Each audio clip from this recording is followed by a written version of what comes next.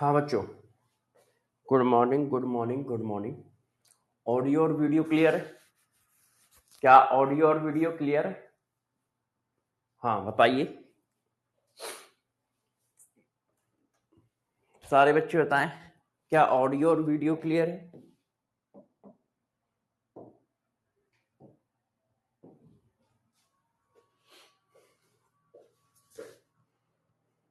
Clear है, clear है, clear है।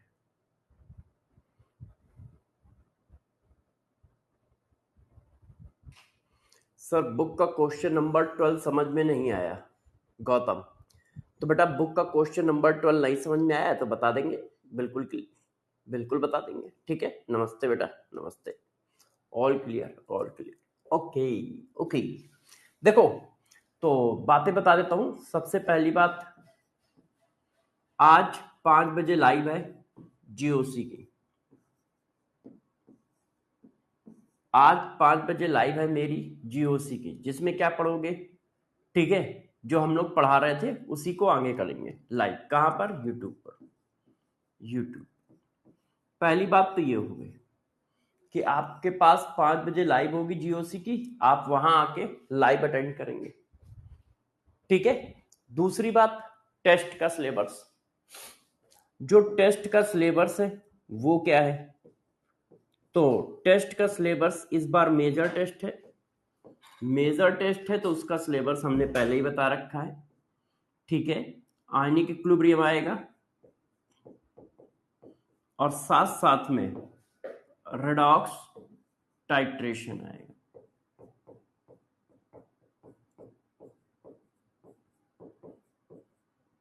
आयनिक इक्विलिब्रियम आएगा, साथ साथ में रेडॉक्स टाइट्रेशन आएगा। क्लियर है? हाँ सर, इसको देखो। हसन, क्या देखना है बेटा, बताओ किसको देखना है? सर वीडियो नहीं आ रहा है बेटा। एक बार आप क्या करो, एक बार आप बाहर जाओ फिर अंदर आओ, है ना। लीव करके बाहर जाओ फिर अंदर आओ, वीडियो आ जाएगा। नेट की कोई प्रॉब्लम होगी या कोई और? बुक अभी नहीं आई है नीतीश। देखो नीतीश, यदि आपकी बुक नहीं आई है तो वेदांतु डैश स्टोर @vedantu.com, इस पर जाके, इस ईमेल आईडी पर जाके आप कंप्लेन रजिस्टर करो। 24 घंटे के अंदर आपके पास फोन आएगा, फिर आप अपनी बात कर लेना। अच्छा ठीक है। नीट एडवांस में क्वेश्चन नंबर 5 का क्वेश्चन नंबर 6 भी नहीं आया। कोई बात नहीं, जो क्वेश्चन नहीं आया है वो लास्ट में आपको बताए जाएंगे, बिल्कुल परेशान हो। डीपीपी का क्या हुआ? अच्छा हाँ देव, भूल गया यार, आज कराऊंगा, आज कराऊंगा। चलो, अब सब लोग जल्दी से रेडी हो जाओ, जल्दी से रेडी हो जाओ। लास्ट लेक्चर का टेस्ट देते हैं। लास्ट लेक्चर का टेस्ट, सब लोग रेडी हो जाएं। लास्ट लेक्चर का टेस्ट, पहला क्वेश्चन आपकी स्क्रीन पर ये रहा। पहला क्वेश्चन आपकी स्क्रीन पर ये रहा, जल्दी करिए।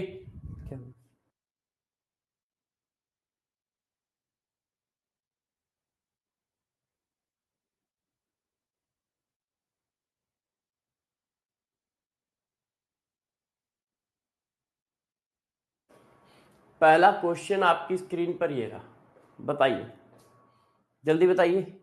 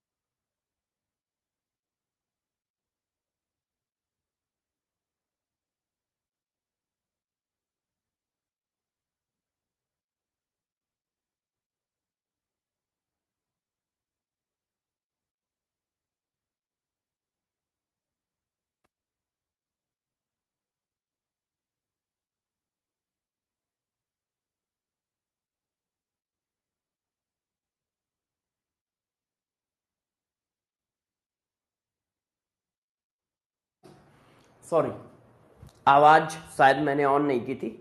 तो देखो क्या हुआ, गौर से बताता हूं। Conductivity of solution depend upon size of ion, true. मैंने आपको पढ़ाया है कि साइज पे डिपेंड करता है ना, ध्यान है। मैंने आपको पढ़ाया है कि साइज पे डिपेंड करता है और डायरेक्टली प्रोपोर्शनल पढ़ाया है। मगर ये नेकेड आयन का साइज है, गैसियस आयन का साइज है, डायरेक्टली प्रोपोर्शनल पढ़ाया है। नेकेड आयन का साइज है, गैसियस आयन का साइज है। और जो भी आप पीरियोडिक टेबल में पढ़ते हो वो गैसियस आयन पढ़ते हो।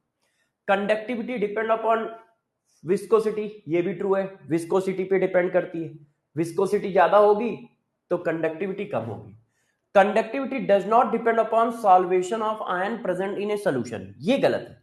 देखो जब आयन पानी में जाता है तो ड्यू टू अट्रैक्शन फोर्स वो एक हाइड्रेटेड आयन बना लेता है, वाटर को अपने से अट्रैक्ट कर लेता है और वाटर को अट्रैक्ट करके इस तरह का आयन बना लेता है। क्यों?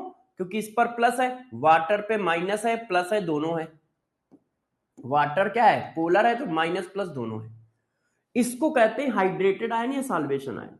जितना ज्यादा बल्की होगा उतनी कम दौड़ लगाएगा, आयन जितना बड़ा होगा उतनी कम दौड़ लगाएगा, इसलिए हाइड्रेटेड आयन की इनवर्सली प्रोपोर्शनल। और हाइड्रेटेड आयन का size, size of hydrated ion, size of hydrated ion, size of hydrated ion inversely proportional होता है size of gaseous ion, size of gaseous ion. Gaseous ion, gaseous ion, gaseous ion जितना छोटा होगा उसका hydrated ion उतना ही बड़ा होगा। Gaseous ion जितना छोटा होगा उसका हाइड्रेटेड आयन उतना ही बड़ा होगा। ये देखो, इसी वजह से कंडक्टेंस हाइड्रेटेड आयन के इनवर्सली प्रोपोर्शनल है, गैसियस आयन के डायरेक्टली प्रोपोर्शनल है, क्योंकि ये दोनों एक दूसरे के इनवर्सली प्रोपोर्शनल है। इसका आंसर बताइए, सेकंड क्वेश्चन। हाँ, विस्कोसिटी बेटा, विस्कस, जितना ज्यादा विस्कस होगा तो वो उसमें फंसेगा, भाग नहीं पाएगा, उसमें तैर नहीं पाएगा, दौड़ नहीं लगा पाएगा।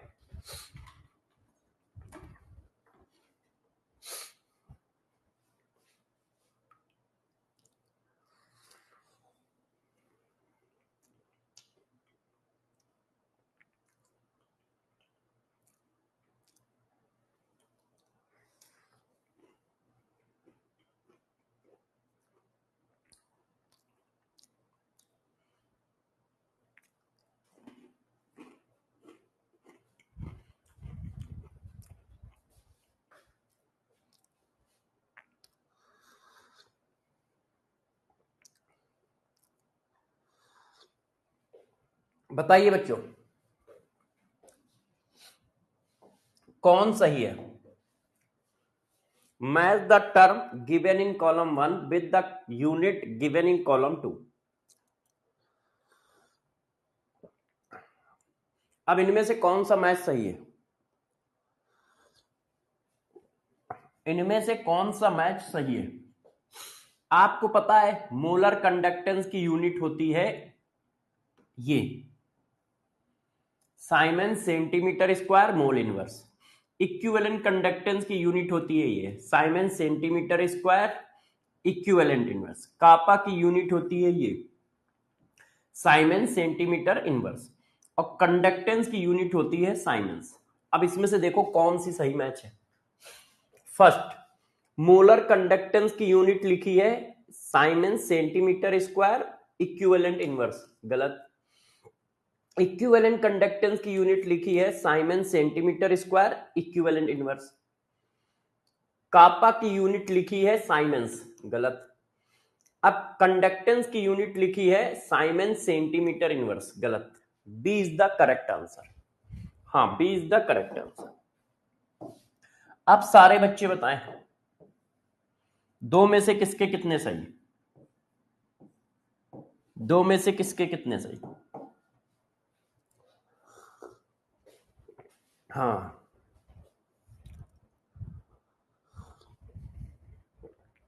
Very good.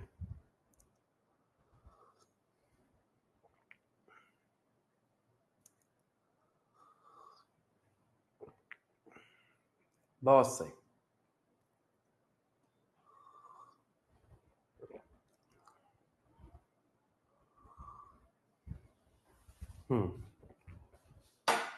Very good, very good, very good. चलो बच्चों, अब हम लोग स्टार्ट करते हैं आज का लेक्चर। देखो, effect of dilution on week electrolyte. Strong electrolyte पे डाइल्यूशन का क्या इफेक्ट है, लास्ट क्लास में पढ़ाया था। अब पढ़ाने जा रहे हैं वीक इलेक्ट्रोलाइट का क्या इफेक्ट होगा। तो गौर समझो, जब आप वीक इलेक्ट्रोलाइट में डाइल्यूशन करोगे, डाइल्यूशन का मतलब क्या होता है? डाइल्यूशन का मतलब मैंने पढ़ाया है आपको। डाइल्यूशन का मतलब है addition of solvent only. Solvent only, solvent मतलब वाटर ओनली, या इसी को हम क्या कहते हैं? Decrease in concentration. Decrease in concentration. क्यों? क्योंकि वाटर का एडिशन करोगे तो कंसंट्रेशन डिक्रीज होगा। अब जब ऐसा होता है तो जरा देखो वीक इलेक्ट्रोलाइट में क्या क्या होता है, गौर सुनिए। पहला, conductance of weak electrolyte. Weak electrolyte है ना, conductance of weak electrolyte increases in very large scale due to increasing of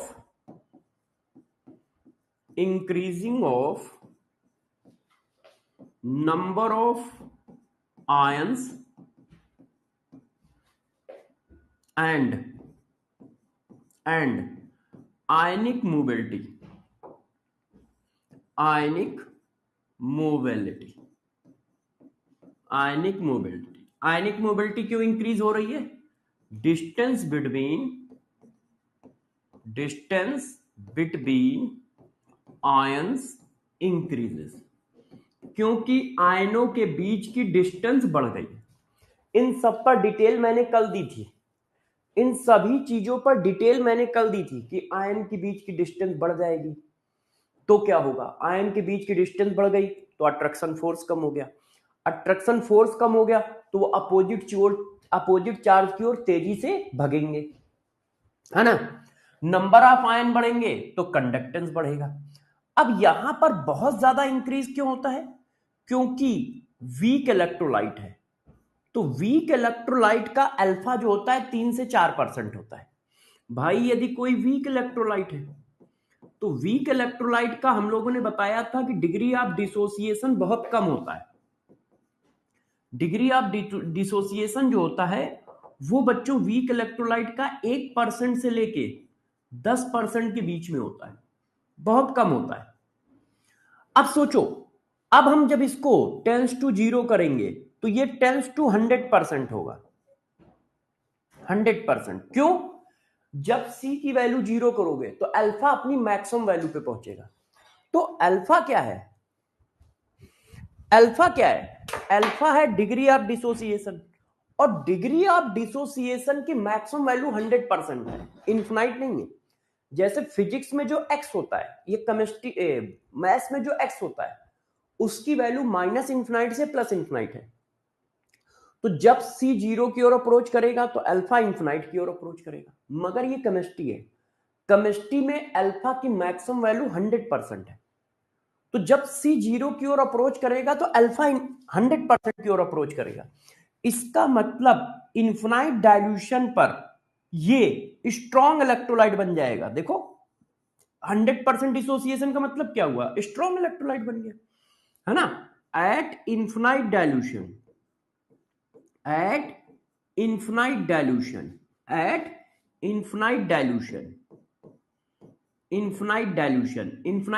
का मतलब C tends to 0। At infinite dilution weak electrolyte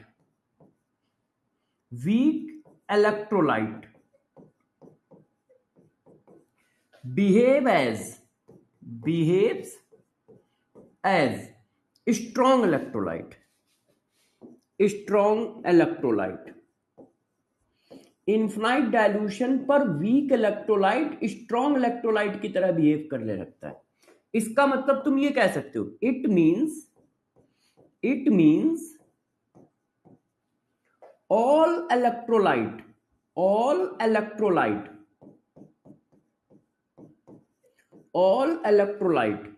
are strong electrolyte at infinite dilution। strong electrolyte at infinite dilution। भाई infinite dilution पर week वाला strong हो गया, तो strong वाला तो स्ट्रांग पहले से ही है। इसका मतलब इन्फिनाइट डाइल्यूशन पर वीक नाम की चीज ही नहीं होती है। इन्फिनाइट डाइल्यूशन पर सारे इलेक्ट्रोलाइट स्ट्रांग ही इलेक्ट्रोलाइट होते हैं। क्यों? क्योंकि इन्फिनाइट डाइल्यूशन पर जब वीक वाला स्ट्रांग बन गया तो स्ट्रांग वाला तो पहले से स्ट्रांग था। इसका मतलब वहां कैटेगरी नहीं है। इन्फिनाइट डाइल्यूशन पर कोई वीक नहीं होता है, सब के सब स्ट्रांग होते हैं, चाहे वो पहले वीक रहे हो चाहे वो पहले स्ट्रांग रहे हो। ये जो वीक इलेक्ट्रोलाइट स्ट्रांग इलेक्ट्रोलाइट का कॉन्सेप्ट है, ये नोन कंसंट्रेशन पे है, फाइनाइट कंसंट्रेशन पे, infinite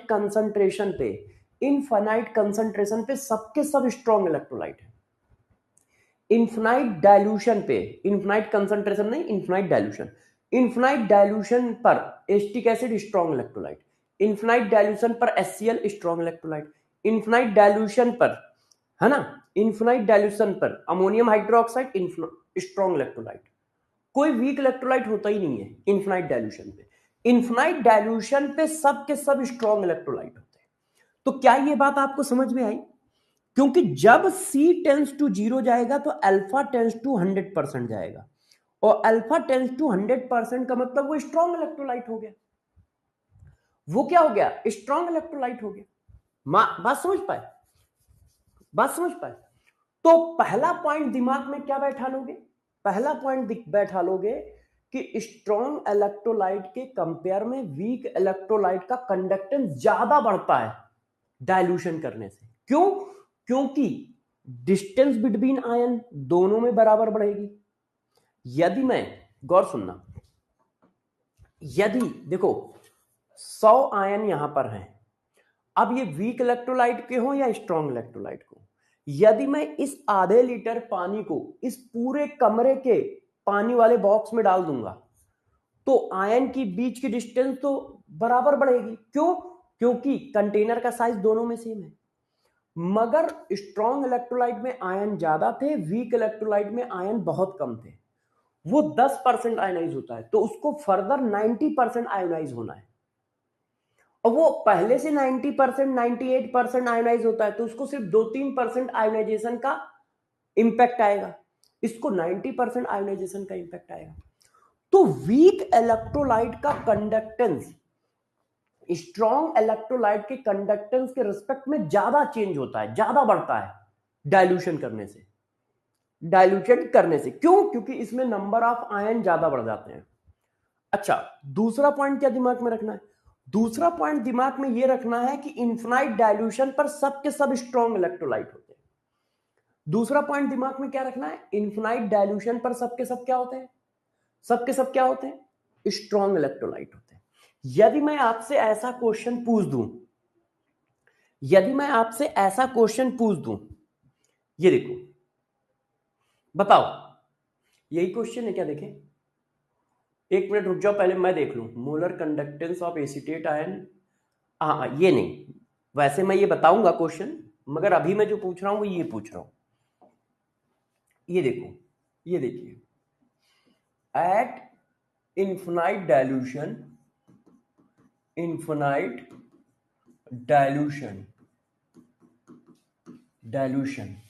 acetic acid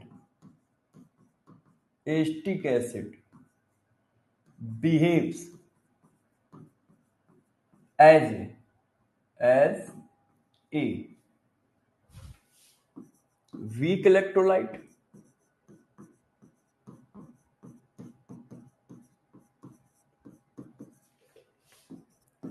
strong electrolyte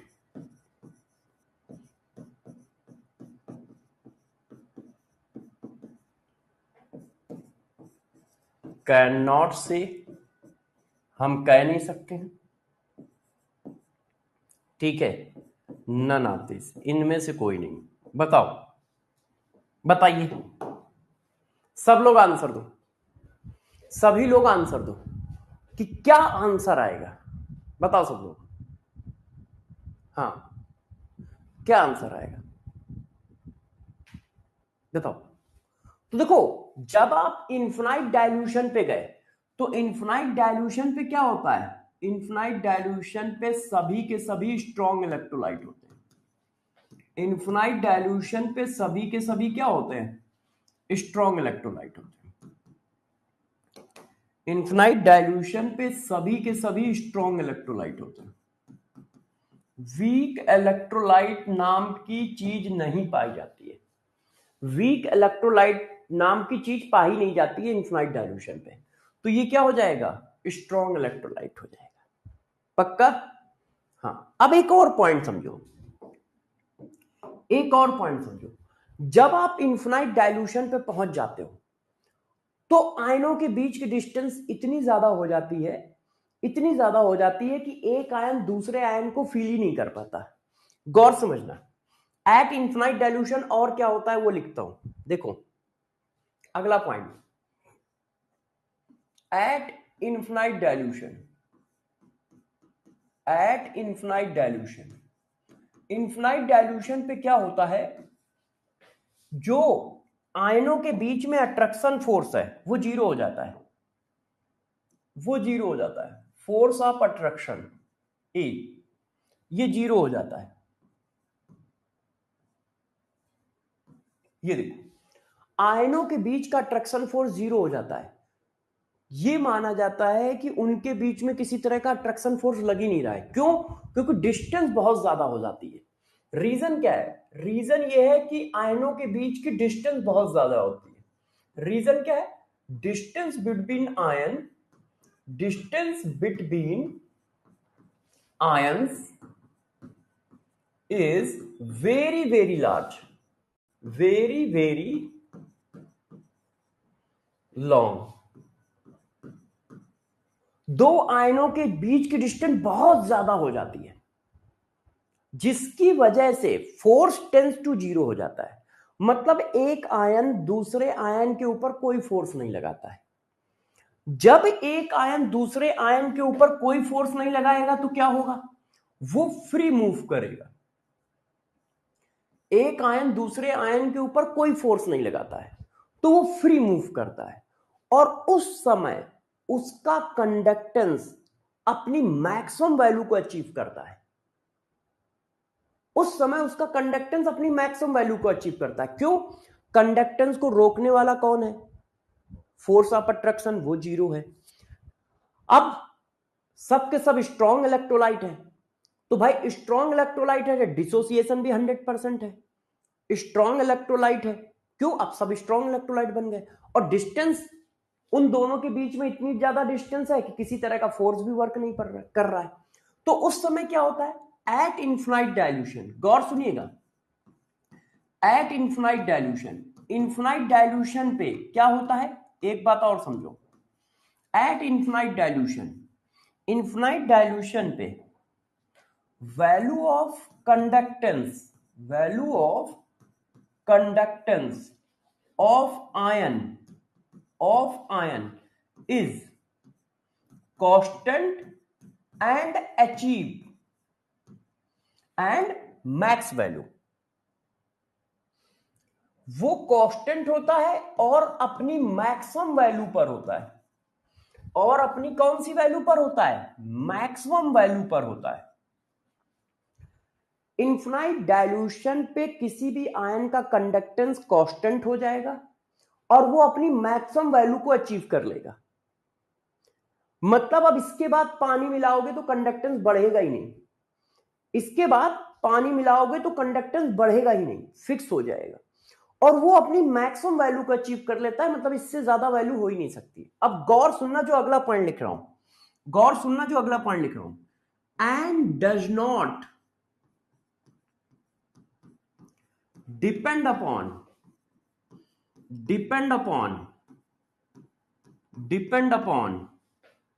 nature of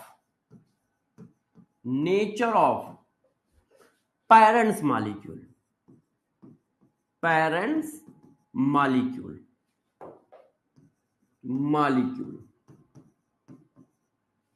मतलब वो इस बात पे डिपेंड नहीं करता है कि वो किस मॉलिक्यूल से आया था, स्ट्रॉन्ग इलेक्ट्रोलाइट से आया था या वीक इलेक्ट्रोलाइट से आया था। वो इस बात पे अब डिपेंड ही नहीं करता है, उसकी वैल्यू फिक्स होगी और कांस्टेंट होगी। And does not depend upon nature of parents molecule, वो इस बात पे बिल्कुल डिपेंड नहीं करेगा कि वो आयन का पेरेंट्स मॉलिक्यूल कौन है, वीक या स्ट्रॉन्ग। क्यों? क्योंकि इन्फिनाइट डाइल्यूशन पे सब स्ट्रॉन्ग होते हैं, वीक नाम की चीज ही नहीं होती। ये तो फाइनाइट कंसंट्रेशन पे डिफाइन किया गया है कि ये वीक है ये स्ट्रॉन्ग है। इन्फिनाइट डाइल्यूशन पे तो सब स्ट्रॉन्ग है, तो उसको पेरेंट्स मॉलिक्यूल से लेना देना ही नहीं है कि वो वीक इलेक्ट्रोलाइट से आया था या स्ट्रॉन्ग इलेक्ट्रोलाइट से आया था। इसका मतलब क्या हुआ? इसका मतलब ये है, गौर सुनना, एट इन्फिनाइट डाइल्यूशन, गौर सुनो, देखो इन्फिनाइट डाइल्यूशन पे molar conductance of acetate ion, जो किससे आया है? एसिटिक एसिड से आया है। जो किससे आया है? Weak electrolyte acetic acid. Molar conductance of acetate ion, जिसका पेरेंट्स मॉलिक्यूल क्या है? एसिटिक एसिड, वीक इलेक्ट्रोलाइट है, बराबर होगा molar conductance of acetate ion, जो किससे आया है? स्ट्रॉन्ग इलेक्ट्रोलाइट से आया है, सोडियम एसीटेट से। जबकि ये क्या है? स्ट्रॉन्ग इलेक्ट्रोलाइट है, और ये क्या है? वीक इलेक्ट्रोलाइट है। मगर पेरेंट्स मॉलिक्यूल का कोई लेना देना नहीं है। एट इन्फिनाइट डाइल्यूशन, ये इन्फिनाइट का साइन है, एट इन्फिनाइट डाइल्यूशन किसी भी आयन का कंडक्टेंस कांस्टेंट होता है और अपनी मैक्स वैल्यू पे पहुंच जाता है। ठीक है, अपनी मैक्स वैल्यू पे पहुंच जाता है, और साथ साथ में पेरेंट्स मॉलिक्यूल पे डिपेंड नहीं करता कि वो वीक इलेक्ट्रोलाइट से आया है या स्ट्रॉन्ग इलेक्ट्रोलाइट से आया है। क्यों? क्योंकि इन्फिनाइट डाइल्यूशन पे सब स्ट्रॉन्ग होते हैं, तो पेरेंट्स मॉलिक्यूल का लेना देना ही नहीं है। नीट एडवांस के आयनिक इक्विलिब्रियम और रिडॉक्स लगा चुका हूं, आर्यन, वेरी गुड बेटा। यदि आयनिक इक्विलिब्रियम रिडॉक्स तुमने दोनों नीट एडवांस बुक से लगा लिया है तो बहुत अच्छी बात है, ठीक है। मगर अभी पढ़ाई पे ध्यान दो आर्यन। क्या ये बातें समझ में आई हैं? ये 4 पॉइंट समझ में आए क्या? पहला इन्फिनाइट डाइल्यूशन पे वीक इलेक्ट्रोलाइट का कंडक्टेंस ज्यादा तेजी से बढ़ेगा in compare to strong electrolyte. क्यों? क्योंकि नंबर ऑफ आयंस ज्यादा बढ़ते हैं, क्योंकि उसका डिसोसिएशन 3-4% था, अब वो 100% तक पहुंचेगा। पहला पॉइंट। दूसरा, इन्फिनाइट डाइल्यूशन पर पहुंचकर आयन का कंडक्टेंस अपनी मैक्सिमम वैल्यू को अचीव करता है, और वो कंडक्टेंस उस आयन का कांस्टेंट कंडक्टेंस होता है। वो इस बात पे डिपेंड नहीं करता कि वो पेरेंट्स मॉलिक्यूल क्या था, उसका पेरेंट्स मॉलिक्यूल कौन है, क्योंकि इन्फिनाइट डाइल्यूशन पे सभी के सभी स्ट्रॉन्ग इलेक्ट्रोलाइट होते हैं। इन्फिनाइट डाइल्यूशन पे सभी के सभी स्ट्रॉन्ग इलेक्ट्रोलाइट होते हैं। ठीक है, थैंक यू बेटा नीतीश। बात समझ पा रहे हो? अब तुम समझ पा रहे हो तो इसका आंसर दो। अब तुम समझ पा रहे हो तो इस क्वेश्चन का आंसर दो। अब यदि आप लोग समझ पा रहे हो तो इस क्वेश्चन का दो। Screen quality is very low, please improve video quality and camera quality. Thank you sir. बेटा बिल्कुल इंप्रूव करेंगे, इस बार जब पैसे दोगे तब करेंगे। एक्चुअल में क्या है ना, इंप्रूव हो जाएगी, उसके लिए 2-3 चीजें करनी है, अब वो करूंगा। इस कमरे का जो पेंट है ना वो वाइट है, व्हाइट में क्या होता है, रिफ्लेक्शन ज्यादा आता है, तो इसके पेंट को डार्क कलर में कन्वर्ट करना पड़ेगा, जैसे dark black, dark brown, dark blue, तब जाके ये सही आएगा। हाँ, आंसर तो जल्दी से बेटा। अच्छा, अच्छा, ये दोनों सेम हो गए, इसको कट करो, इसको कट कर दो। Molar conductance of acetate ion in 0.1 m acetic acid solution and 0.1 m sodium acetate solution at infinite dilution x and y। The select the correct answer.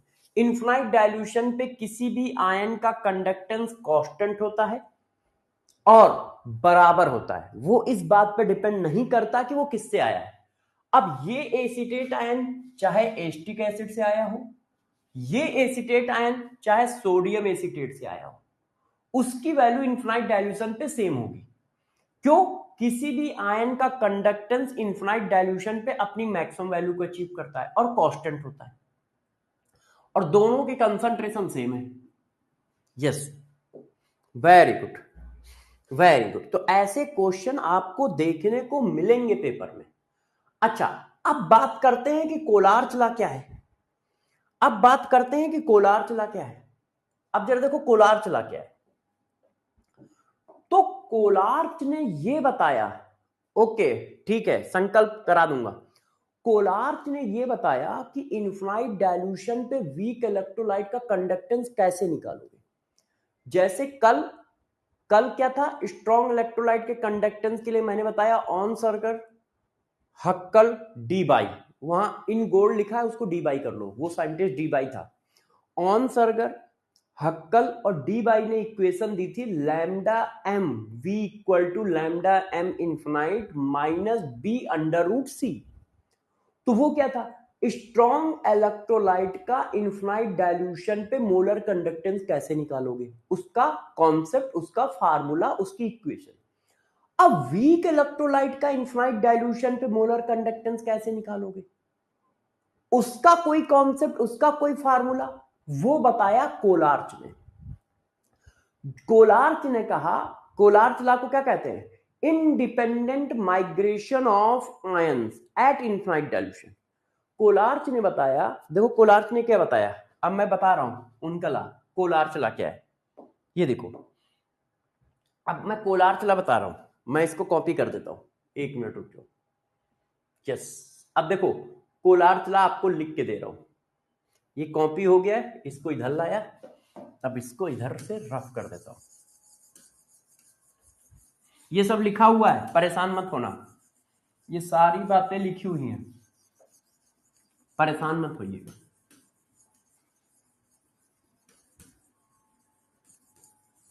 ये देखिए, ये देखिए, ये सारा लिखा हुआ है।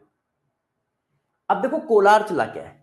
कोलार्च ने बताया, गौर सुनिएगा, देखिए कंडक्टेंस, गौर सुनो, कंडक्टेंस ऑफ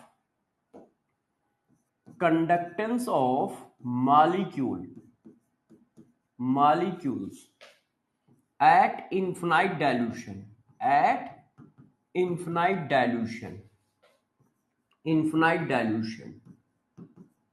कंडक्टेंस नहीं, थोड़ा सा इसको चेंज कर दें, कंडक्टेंस ऑफ वीक इलेक्ट्रोलाइट, क्योंकि स्ट्रॉन्ग इलेक्ट्रोलाइट के लिए तो वो बता चुके हैं, तो हमें वीक इलेक्ट्रोलाइट के लिए सीखना है ना, हमें वीक इलेक्ट्रोलाइट के लिए सीखना है। Conductance of weak electrolyte,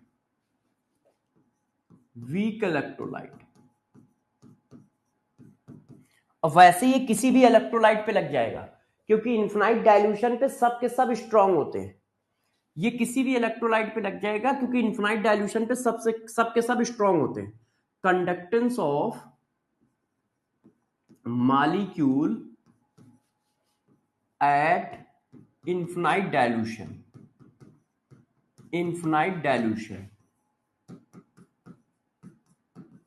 is equal to sum of conductance of their their constituents ion at infinite dilution,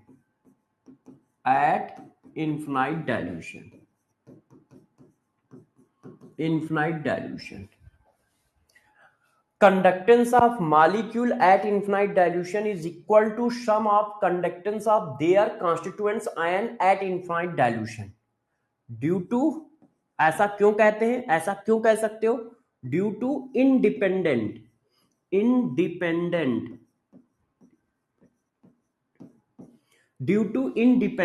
migration of ions at infinite dilution. ऐसा क्यों होता है?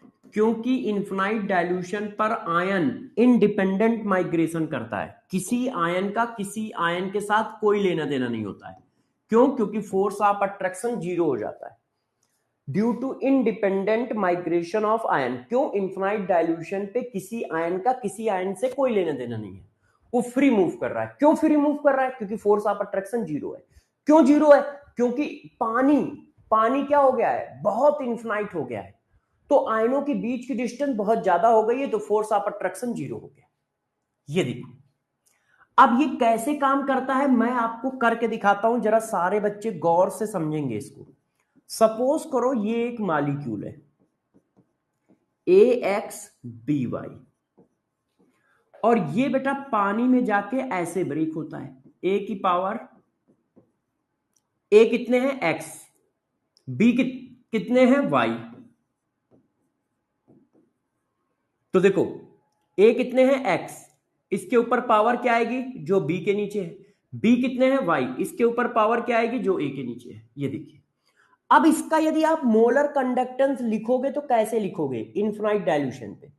इन्फिनाइट डाइल्यूशन पे किसी मॉलिक्यूल का मोलर कंडक्टेंस कैसे लिखा जाता है? जरा देखो, ये देखिए, molar conductance of infinite dilution of molecule AXBY. क्या लिखोगे? गौर से देखो, उसके नीचे कितना लिखा है? X into molar conductance of A ion, और B के नीचे कितना लिखा है? Y. उसके नंबर मल्टीप्लाई होते हैं. Molar conductance of B ion.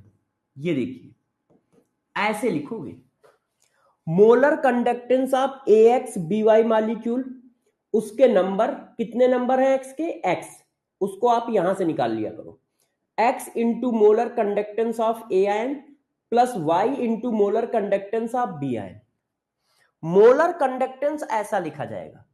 अब यही मान लो इक्विवेलेंट कंडक्टेंस होता तो कैसे लिखा जाएगा?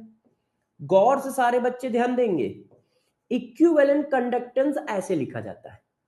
Equivalent conductance of A ion, इसमें नंबर का मल्टीप्लाई नहीं होता है, देख लो, plus equivalent conductance of B ion. क्यों? आपको पता है number of gram equivalent. Number of gram equivalent एक ऐसा नंबर है जो हमेशा आपस में बराबर होता है. नंबर ऑफ ग्राम इक्विवेलेंट एक ऐसा नंबर है जो आपस में हमेशा बराबर होता है. तो आप इस बात पे जरा फोकस रखना कि मोलर कंडक्टेंस लिखने का तरीका क्या है, इक्विवेलेंट कंडक्टेंस लिखने का तरीका क्या है. मोलर कंडक्टेंस में आयन के नंबर का मल्टीप्लाई होता है. A कितने हैं? X into molar conductance of A ion. B कितने हैं? Y. तो Y into molar conductance of B ion. जबकि इक्विवेलेंट कंडक्टेंस में आयन के नंबर का मल्टीप्लाई नहीं होता है. चेक करो, इक्विवेलेंट कंडक्टेंस में आयन के नंबर का मल्टीप्लाई नहीं होता है, डायरेक्ट सम होता है. ये देखिए, कहीं पर भी आयन के नंबर का मल्टीप्लाई नहीं है, देख लो. तो इस बात का थोड़ा सा ध्यान रखिएगा कि कैसे करना है. मैं आपको एक एग्जांपल देता हूं. जैसे ये देखो, मैंने कहा एल्युमिनियम सल्फेट है. अब एल्युमिनियम सल्फेट के लिए लिखो तो कैसे लिखोगे? Molar conductance of infinite dilution aluminium sulphate equal to आप क्या लिख रहे हो, मोलर कंडक्टेंस लिख रहे हो। तो जब मोलर कंडक्टेंस लिख रहे हो तो आयन का नंबर का मल्टीप्लाई होता है, तो 2 into molar conductance of aluminium ion at infinite dilution plus 3 into molar conductance of sulphate ion at infinite dilution. ये देखो, क्यों, सल्फेट आयन कितने, 3।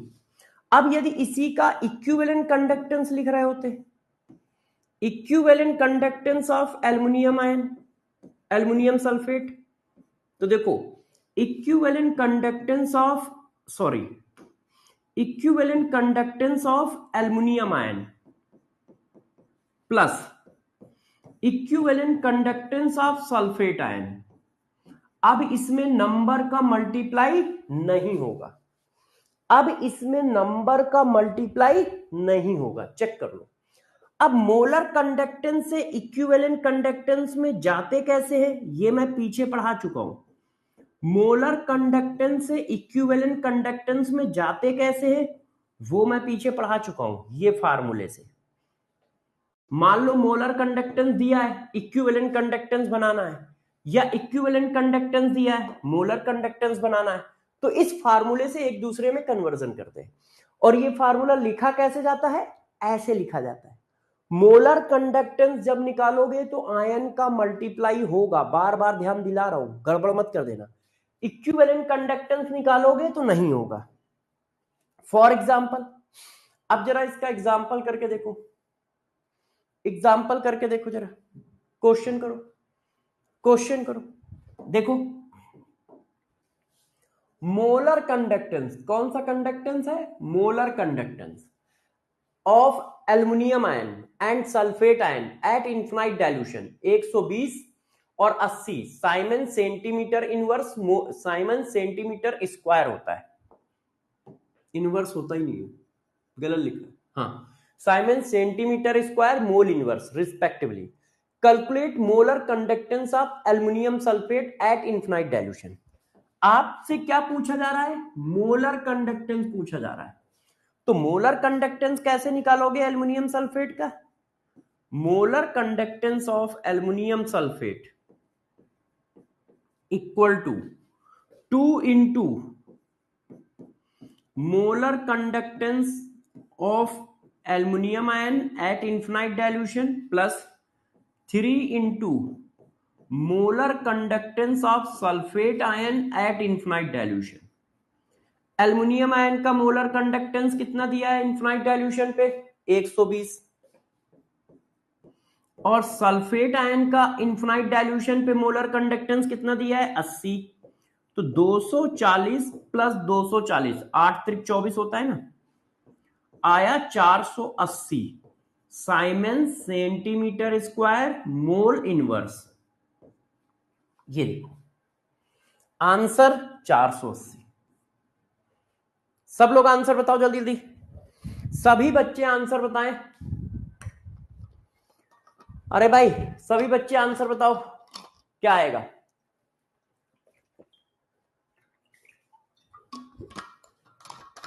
क्या मेरी बात समझ पा रहे हो कैसे किया, यस।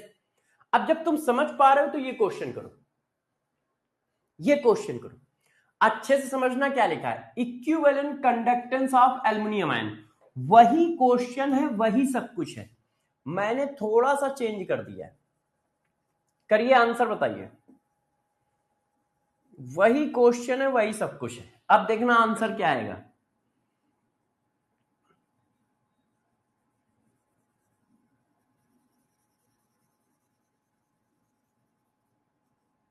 बताओ आंसर, बताओ, सब लोग आंसर बताओ। अब वो क्या कह रहा है, equivalent conductance aluminium ion and sulphate ion at infinite dilution 120 और 80 siemens centimetre square equivalent inverse. Calculate equivalent conductance of aluminium sulphate. तो इक्विवेलेंट कंडक्टेंस किस तरह से लिखा जाता है, इक्विवेलेंट कंडक्टेंस लिखने में आयन का मल्टीप्लाई नहीं आता है, तो क्या आएगा, equivalent conductance of aluminium ion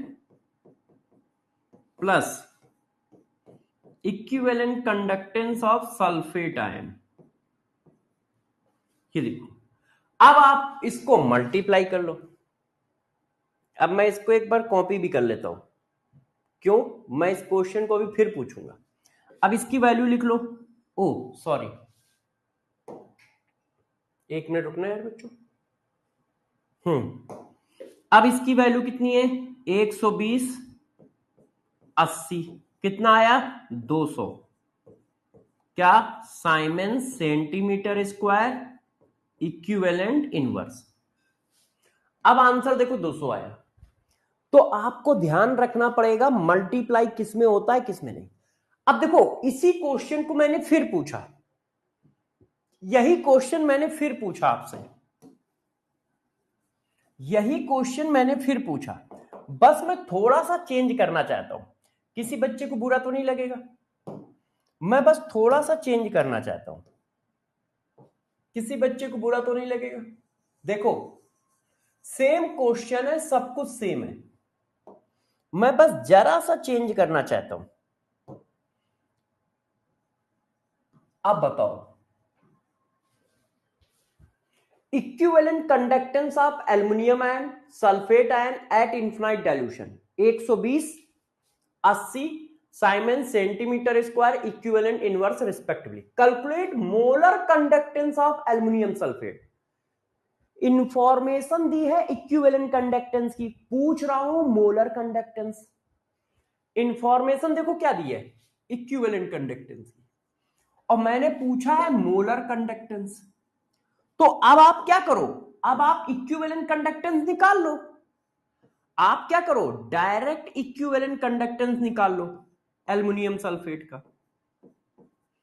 aluminium sulphate का आपने इक्विवेलेंट कंडक्टेंस निकाला, कैसे, equivalent conductance of aluminium ion plus equivalent conductance of sulphate ion.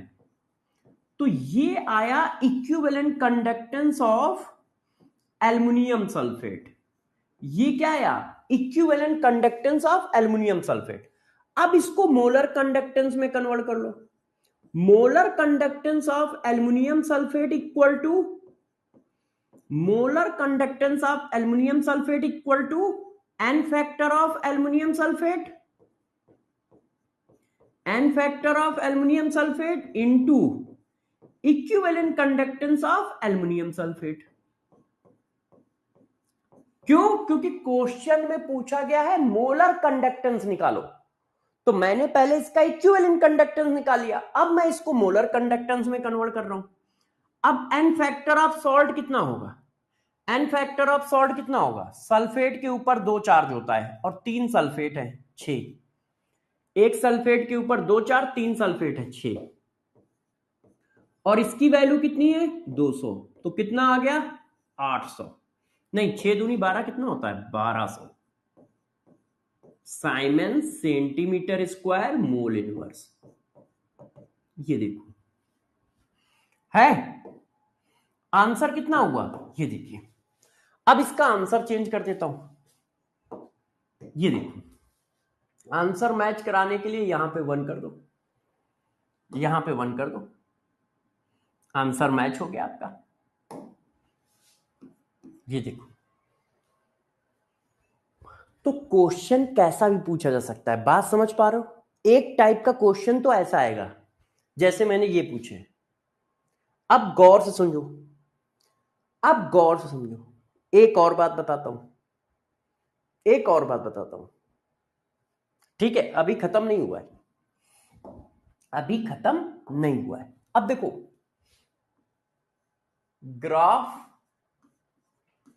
Graphical representation of weak electrolyte. आपने स्ट्रॉन्ग इलेक्ट्रोलाइट का ग्राफ बनाया था, अब वीक इलेक्ट्रोलाइट का ग्राफ, तो देखो वीक इलेक्ट्रोलाइट का ग्राफ कैसा आएगा, देखिए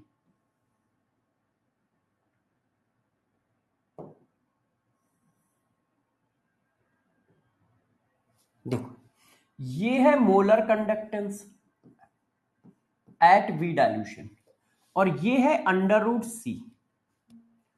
स्ट्रॉन्ग इलेक्ट्रोलाइट का ग्राफ स्ट्रेट लाइन आया था यदि आपको याद हो, मगर इसका ग्राफ जो होता है कर्व की तरह होता है ऐसे। ये वीक इलेक्ट्रोलाइट का ग्राफ है। क्यों? क्योंकि एक्सपोनेंशियली इंक्रीज करता है। जब आप डाइल्यूशन करते हो तो एक्सपोनेंशियली इंक्रीज करता है। किसी ने कहा वाई एक्सपोनेंशियली क्यों इंक्रीज कर रहा है?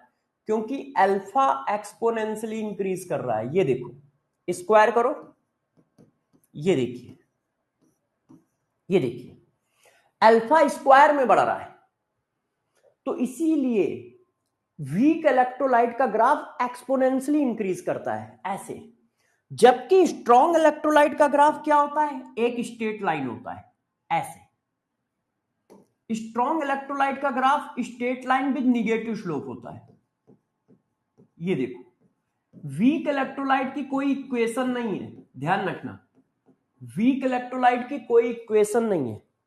तो स्ट्रॉन्ग इलेक्ट्रोलाइट का ग्राफ स्ट्रेट लाइन ग्राफ है विद निगेटिव स्लोप, और वीक इलेक्ट्रोलाइट का ग्राफ क्या है? वीक इलेक्ट्रोलाइट का ग्राफ जो है एक्सपोनेंशियली इंक्रीज करता है ऐसे। और जबकि ये देखो ज्यादा इंक्रीज नहीं कर रहा है। यदि इनिशियल पॉइंट और मेन पॉइंट में चेंज देखो, इसके देखो इनिशियल पॉइंट ये, एंड पॉइंट ये, चेंज देखो कितना आया है, चेंज इतना सा आया है मोलर कंडक्टेंस का। अब इसका इनिशियल ये है, एंड ये है, अब चेंज देखो, चेंज देखो कितना ज्यादा आया है। तो वीक इलेक्ट्रोलाइट में चेंज ज्यादा आया है। क्यों ज्यादा आया है? क्योंकि उसका अल्फा बहुत तेजी से बढ़ता है। तो वीक इलेक्ट्रोलाइट का ग्राफ एक्सपोनेंशियल टाइप का होता है, कर्व टाइप का होता है। स्ट्रॉन्ग इलेक्ट्रोलाइट का ग्राफ, स्ट्रॉन्ग इलेक्ट्रोलाइट का ग्राफ स्ट्रेट लाइन होता है। दिमाग में याद रखना, वीक इलेक्ट्रोलाइट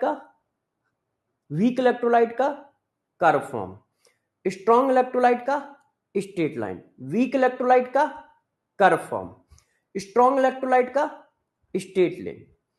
ठीक है?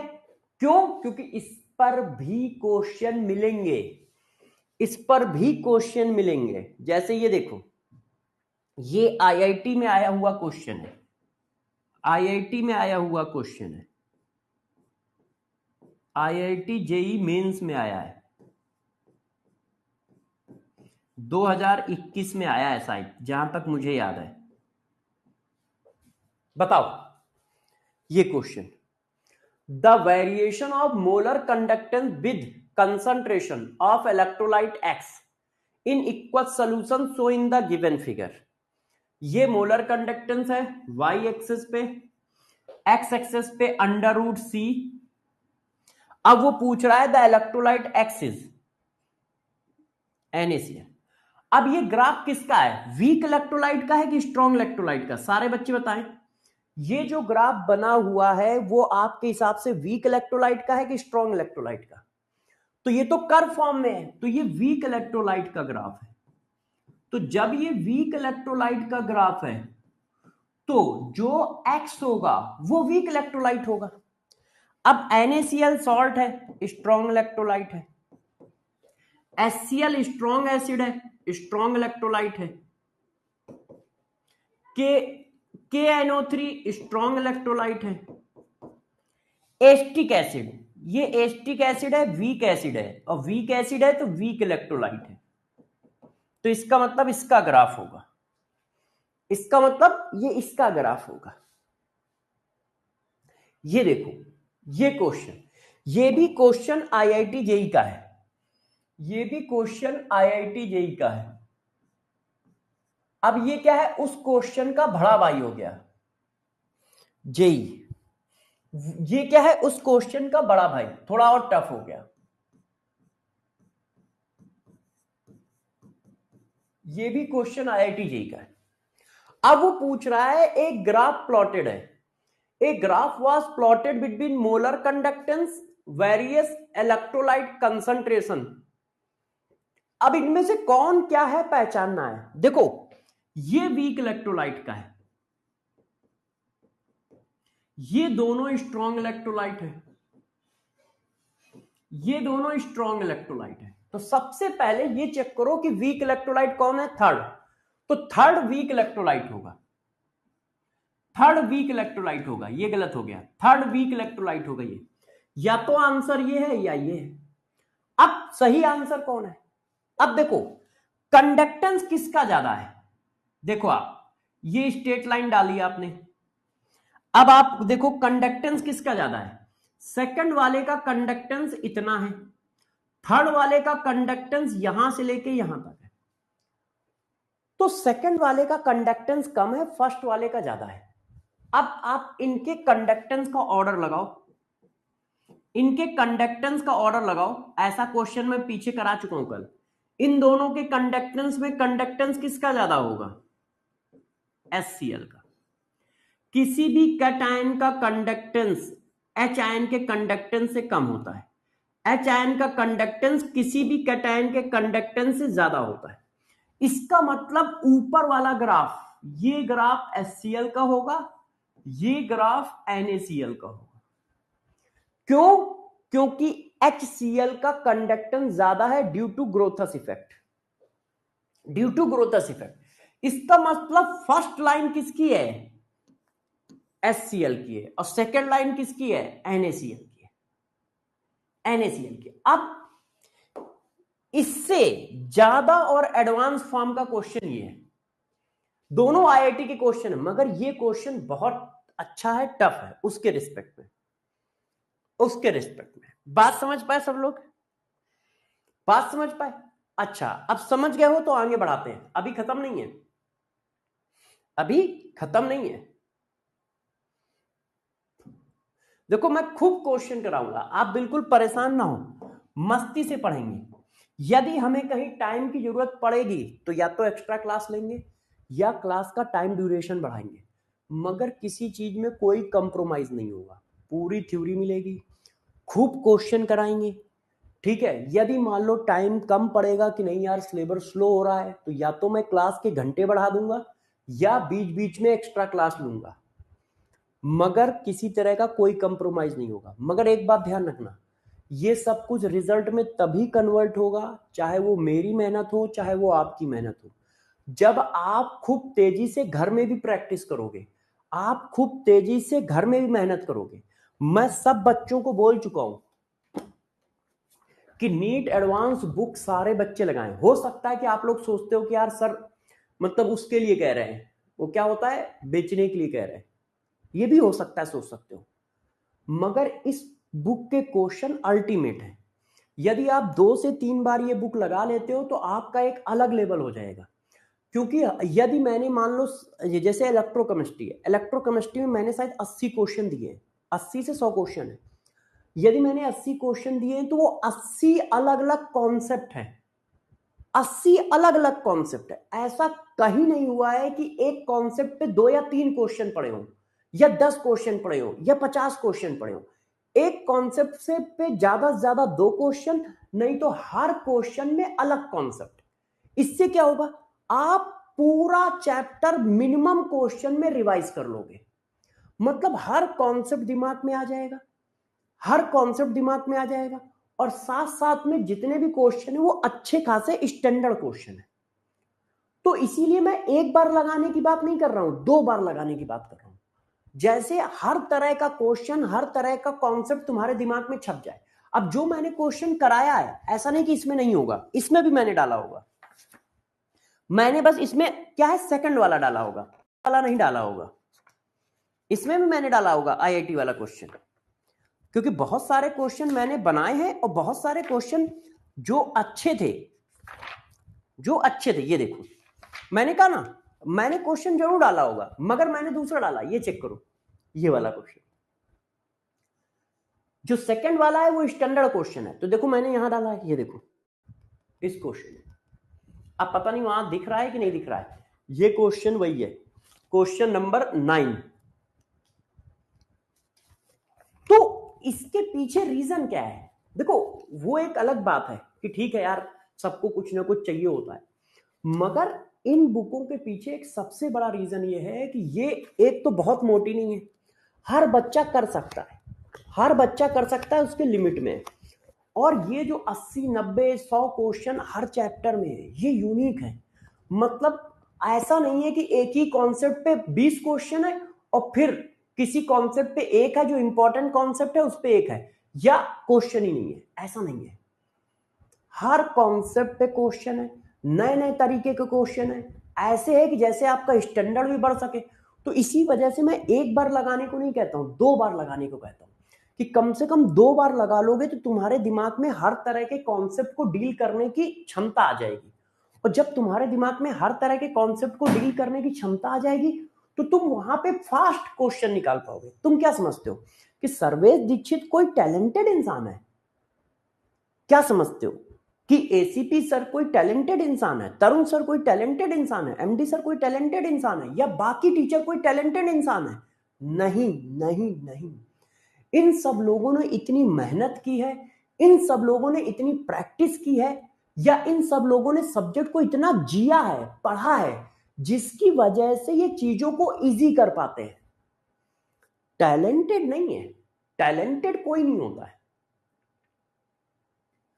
तो जब आप इतनी मेहनत करोगे, आप इतना करोगे तो आप कर पाओगे। आप में ज्यादा क्षमताएं हैं, आप में ज्यादा क्षमताएं। जैसे जैसे एज बढ़ेगी वैसे वैसे बेटा दिमाग थोड़ा स्लो होता है, तेज से नहीं भागता है।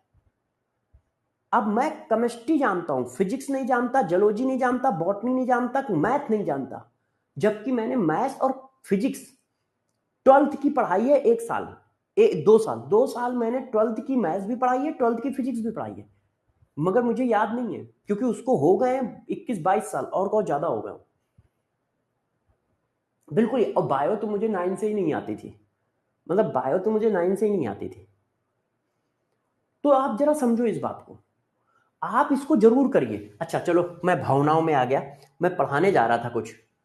हाँ, अब जरा देखो बच्चों, अगली हेडिंग देखो, अगली heading molar conductance, molar conductance of molecule, molecule at infinite dilution, at infinite dilution, infinite dilution when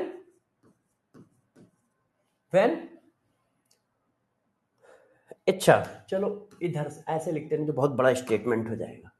molar conductance of molecule at infinite dilution निकालने का दूसरा तरीका आपको बताता हूं, गौर समझो, सारे बच्चे गौर से देखेंगे। जैसे देखो, आपको मैंने कहा कि मोलर कंडक्टेंस ऑफ NaCl ये गिवन है, x1 siemens centimetre square mole inverse. देखिएगा, molar conductance of sodium acetate आपको गिवन है, कितना गिवन है? x2 siemens centimetre square mole inverse. Molar conductance of, देखते जाओ, मोलर कंडक्टेंस ऑफ HCl ये भी गिवन है, ये देखो। अब आपसे पूछा जा रहा है कि molar conductance of acetic acid बताओ at infinite dilution, molar conductance of acetic acid बताओ एट इनफिनाइट डाइल्यूशन। अब ऐसी सिचुएशन को कैसे करोगे? अब गौर समझिएगा, सारे बच्चे गौर से ध्यान देंगे, सभी बच्चे गौर से ध्यान देंगे। देखो, बिल्कुल इसको मैथ की तरह लो, फिर से कॉन्सेप्ट समझना, बिल्कुल इसको मैथ की तरह लो, जैसे मैथ सॉल्व करते हो ना, बस वही सॉल्व करो। क्या? मोलर कंडक्टेंस ऑफ NaCl दिया होने का मतलब क्या है? मोलर कंडक्टेंस ऑफ NaCl दिया होने का मतलब क्या है? Molar conductance of sodium ion plus molar conductance of Cl ion equal to x1। किसी मॉलिक्यूल का मोलर कंडक्टेंस क्या है? उसके आयनों का, उसके आयनों के मोलर कंडक्टेंस के सम के बराबर। तो कैसे लिखोगे? 1 into molar conductance of sodium ion, 1 into molar conductance of Cl ion का सम किसके बराबर होगा? मोलर कंडक्टेंस ऑफ मॉलिक्यूल, और मॉलिक्यूल का मोलर कंडक्टेंस कितना दिया है? x1। अब इसको लिखो, molar conductance of acetate ion plus molar conductance of sodium ion equal to molar conductance of molecule. Molecule की वैल्यू दी है, molar conductance of H ion, molar conductance of CL ion equal to molar conductance of molecule. Molar conductance of acetate ion, molar conductance of H ion equal to molar conductance of molecule. Molecule का molar conductance निकालना है, तो इसका मतलब इन दोनों आयनों के सम की वैल्यू निकालनी है। भाई इसका मोलर कंडक्टेंस क्या होगा? इसका मोलर कंडक्टेंस यही तो होगा कि molar conductance of acetate ion plus molar conductance of H ion. आप ये वैल्यू निकालो या इन दोनों का सम निकालो, बात तो एक ही है। क्यों? क्योंकि ये दोनों आपस में बराबर है, क्योंकि ये दोनों आपस में बराबर है। तो आप इन दोनों का सम निकाल दो या इसकी वैल्यू निकाल दो, बात तो एक ही है। बताओ, अरे प्रभु बात समझ पाए? या तो इन दोनों का सम निकाल दो या ये निकाल दो, एक ही चीज है। क्यों? ये दोनों आपस में बराबर है ना। अब हमें चाहिए क्या? एसीटेट आयन, और हमें चाहिए क्या? H ion. अब आप इस इक्वेशन को ऐसे सॉल्व करो, आप कुछ भी करो, मैथ्स के जो भी रूल आते हैं, देखो मैथ्स की तरह सॉल्व करना मैंने 3 चैप्टर में पढ़ाया है। थर्मोडायनेमिक्स में पढ़ाया है, केमिकल इक्विलिब्रियम में पढ़ाया है, अब मैं इलेक्ट्रोकेमिस्ट्री में पढ़ा रहा हूं। जब थर्मोडायनेमिक्स थी तब मैंने बताया था थर्मोकेमिस्ट्री कैसे सॉल्व करोगे। जब केमिकल इक्विलिब्रियम आया तब मैंने बताया, क्यों? 3 रिएक्शन है, उनके इक्विलिब्रियम कांस्टेंट दिए हैं, फाइनल रिएक्शन के इक्विलिब्रियम कांस्टेंट पूछ रहा है, तो मैंने कहा कैसे सॉल्व करोगे। अब इलेक्ट्रोकेमिस्ट्री में फिर बता रहा हूं, आप बिल्कुल मैथ्स की तरह सॉल्व करो, जो समझ में आए करो, बस हमें ये इक्वेशन चाहिए। जो समझ में आता है करो, हमें ये इक्वेशन चाहिए। तो देखो आपको क्या चाहिए? Acetate ion. आपको क्या चाहिए? H ion. साइन कैसा है? प्लस। एसीटेट आयन इसके पास है, एच आयन इसके पास है, तो ये इक्वेशन 1, ये इक्वेशन 2, ये इक्वेशन 3, इन दोनों को जोड़ दो, 2 + 3। तो जब 2 + 3 करोगे तो ये एक्स्ट्रा आ गया और ये एक्स्ट्रा आ गया। क्यों? हमें तो सिर्फ एसीटेट आयन एच आयन चाहिए, ये दोनों तो चाहिए ही नहीं। तो आप क्या करो? 1 को माइनस कर दो। तो जब 1 को माइनस करोगे तो ये और ये कट जाएगा, ये और ये कट जाएगा। 2 और 3 को जोड़ा, 2 और 3 को जोड़ा तो एसीटेट आयन मिल गया, एच आयन मिल गया, मगर साथ में ये भी आ गए और ये हमें चाहिए नहीं। तो मैंने क्या किया? 1 को माइनस कर दिया, तो ये कट जाएगा, ये कट जाएगा। अब यही चीज आप क्या करो? यही चीज यहां कर दो। तो यहां क्या किया आपने? 2 और 3 को जोड़ा है और 1 को माइनस किया है, ये आंसर आ गया। 2 और 3 को जोड़ा है और 1 को माइनस किया, ये आंसर आ गया।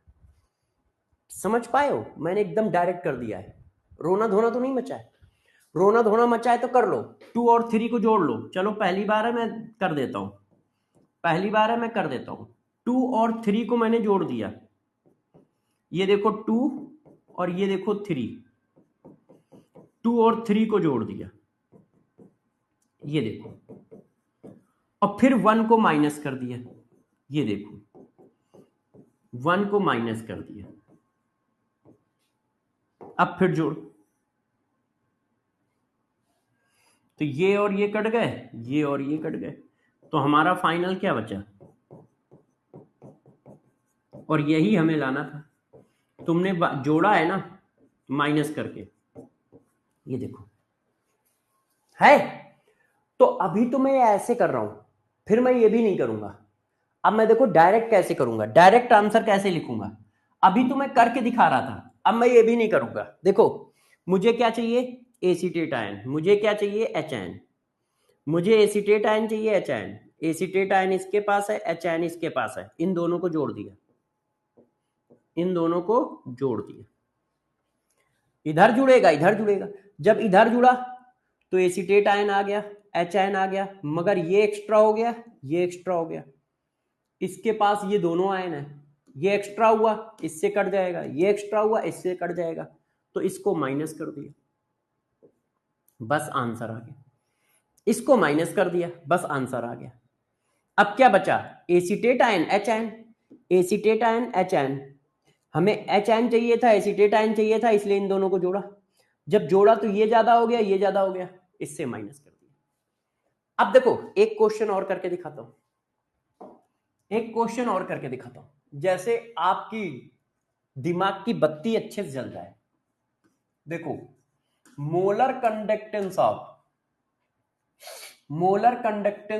H2SO4 आपको दिया है X1, molar conductance of BaCl2 आपको दिया है X2, molar conductance of HCl आपको दिया है X3। अब मोलर कंडक्टेंस ऑफ BaSO4 पूछ रहा हूं, BaSO4 पूछ रहा हूं। अब मैं डायरेक्ट करूंगा, आप लोग भी डायरेक्ट करो। देखो हमें किसका चाहिए, BaSO4 का, तो Ba चाहिए और सल्फेट चाहिए। BaSO4 का मोलर कंडक्टेंस क्या होगा, molar conductance of barium ion plus molar conductance of sulphate ion. तो Ba आयन कहां है, इसके पास है, सल्फेट आयन कहां है, इसके पास है, इन दोनों को जोड़ दो, जोड़ दिया। जब इन दोनों को जोड़ा तो क्या हो गया, 2 H आयन ज्यादा हो गए और 2 Cl आयन ज्यादा हो गए। क्यों, हमें क्या चाहिए, हमें चाहिए बेरियम आयन, मिल गया। हमें चाहिए सल्फेट आयन, मिल गया। मगर 2 Cl आयन ज्यादा आ गए, 2 H आयन ज्यादा आ गए, ये देखो इसके पास है। मगर 2 H आयन के लिए 2 H आयन चाहिए, 2 Cl आयन के लिए 2 Cl आयन चाहिए, तो इसमें 2 का मल्टीप्लाई करो और माइनस कर दो।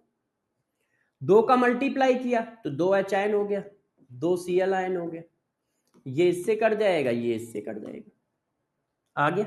तो वैल्यू क्या आई, X1 plus X2 minus 2X3, X1 plus X2 minus 2X3, answer आ गया। अच्छा यही क्वेश्चन ऐसे लिखा होता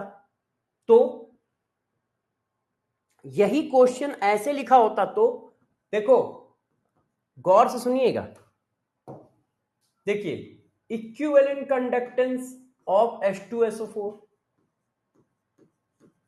X1, equivalent conductance of BaCl2 X2, equivalent conductance of HCl X3, equivalent conductance of barium sulphate. बताओ, अब यहां पर थोड़ा सा ध्यान रखना, इक्विवेलेंट कंडक्टेंस में आयन का मल्टीप्लाई नहीं होता है, तो हमें क्या चाहिए, बेरियम आयन, ये इसके पास है। हमें क्या चाहिए, सल्फेट आयन, इसके पास है, जोड़ दिया। जब जोड़ा तो यहां पे 2 Cl नहीं आए, क्यों, क्योंकि इक्विवेलेंट कंडक्टेंस के फॉर्म में आयन का मल्टीप्लाई नहीं होता है, ऐसे लिखा जाएगा, equivalent conductance of barium ion, equivalent conductance of Cl ion, और ये ऐसे लिखा जाएगा, equivalent conductance of H ion, equivalent conductance of sulphate ion, ऐसे। तो ये देखो यहां 2 नहीं आए हैं, 1 आया है। इक्विवेलेंट कंडक्टेंस में आयन का मल्टीप्लाई नहीं होता है, तो अब आपको 2 का मल्टीप्लाई नहीं करना है, हमें डायरेक्ट माइनस करना है। माइनस कर देंगे तो H आयन से कैंसिल हो गया, Cl आयन से कैंसिल हो गया, बस ये बचा, ये देखो। तो ध्यान रखिएगा, जोश में मत रहिएगा, देख लेना मोलर कंडक्टेंस पूछ रहा है या इक्विवेलेंट कंडक्टेंस पूछ रहा है, दिया क्या है, ऐसा ना हो कि जोश में भागे चले जा रहे हो, ये देखो। अब इस क्वेश्चन को बताओ, limiting molar conductivity of NH4OH is equal to. अब देखो हमें NH4OH चाहिए, तो अमोनियम आयन चाहिए, OH आयन चाहिए, ऊपर से किसमें, प्लस में। तो अमोनियम आयन यहां मिल गया, OH आयन यहां मिला नहीं, प्लस में चाहिए, माइनस में थोड़ी चाहिए, तो ये गलत लिखा है।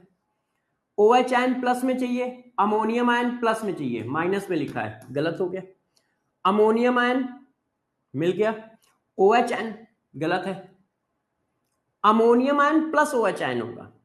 यदि अमोनियम OH डायरेक्ट यहां लिखा है तो माइनस करने की जरूरत ही नहीं है, वो तो उसी का तो पूछ रहा है। अमोनियम आयन यहां मिल गया, OH आयन यहां मिल गया।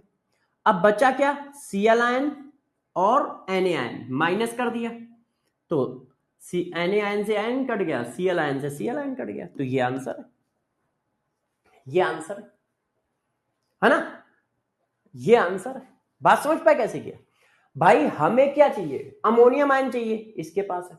OH आयन चाहिए, इसके पास है। Cl, Na बढ़ गया, Cl बढ़ गया, माइनस लगा है, Na और Cl कट गए।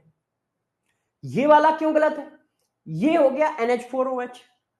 अब ये कटेगा कैसे, ये कटेगा कैसे?